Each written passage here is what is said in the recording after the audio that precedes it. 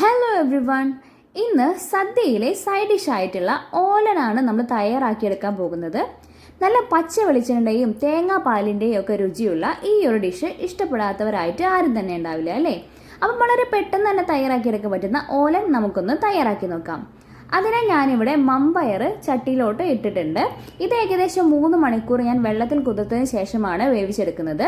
ഇതിലേക്ക് കുറച്ച് വെള്ളവും ഉപ്പും ചേർത്ത് നമുക്കൊന്ന് വേവിച്ചെടുക്കാം. മമ്പയർ ഏകദേശം പാകമായിട്ടൊന്നും വെന്തിട്ടുണ്ട് കേട്ടോ. ഇനി നമുക്ക് ഇതിലോട്ട് അരിഞ്ഞു വെച്ചിരിക്കുന്ന കുമ്പളങ്ങയുടെ കഷ്ണങ്ങളൊക്കെ ഒന്ന് ചേർത്ത് കൊടുക്കാം. കുമ്പളങ്ങയുടെ കഷ്ണങ്ങളൊക്കെ ചേർത്തതിന് ശേഷം നമുക്ക് നന്നായിട്ടൊന്ന് ഇളക്കി കൊടുത്ത് ഒന്ന് അടച്ച് വേവിച്ചെടുക്കാം. കഷ്ണങ്ങളൊക്കെ ഇതേ പാകമായിട്ട് വെന്തിട്ടുണ്ട്. ഇനി നമുക്കിതിലോട്ട് തേങ്ങാപ്പാലാണ് ചേർത്ത് കൊടുക്കേണ്ടത്. ഞാനിവിടെ 1/2 കപ്പ് തേങ്ങയുടെ പാലാണ് ചേർത്ത് കൊടുക്കുന്നത് കേട്ടോ. തേങ്ങാപ്പാലൊക്കെ ചേർത്തതിന് ശേഷം നമുക്കൊന്ന് മീഡിയം ഫ്ലെയിമിലോട്ടിട്ട് ഒന്ന് നന്നായിട്ടൊന്ന് കുറുക്കിയെടുക്കാം.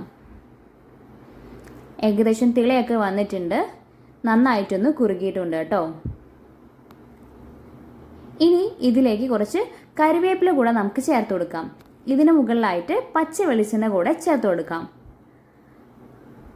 അപ്പോൾ നമ്മുടെ ഓലൻ ഇവിടെ തയ്യാറായിട്ടുണ്ട് കേട്ടോ. നമുക്ക് വളരെ പെട്ടെന്ന് തന്നെ തയ്യാറാക്കിയെടുക്കാൻ പറ്റുന്ന ഒരു റെസിപ്പിയാണ് ഓലൻ്റേത് കേട്ടോ. അപ്പോൾ നമ്മുടെ ഓലൻ്റെ റെസിപ്പി എല്ലാവർക്കും ഇഷ്ടപ്പെട്ടെന്ന് കരുതുന്നു. എല്ലാവരും ഒന്ന് വീട്ടിൽ ട്രൈ ചെയ്ത് നോക്കാം കേട്ടോ.